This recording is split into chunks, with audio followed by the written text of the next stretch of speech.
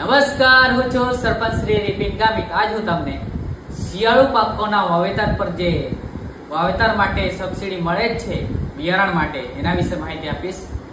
આઈ ખેડૂત પર જઈને આઈ ખેડૂત પર ક્લિક કરી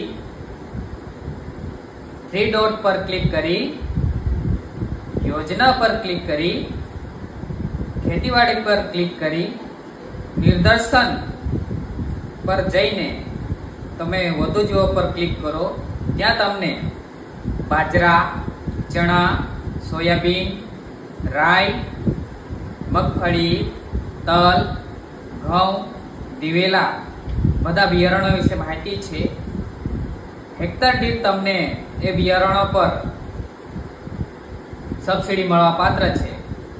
તમે જોઈ શકો છો 3,000, 18,000, 15,000, 4,000, 10,000, 18,000 એવી રીતે હેક્ટર દીઠ બિયારણો પર તમને સબસિડી મળવા પાત્ર છે.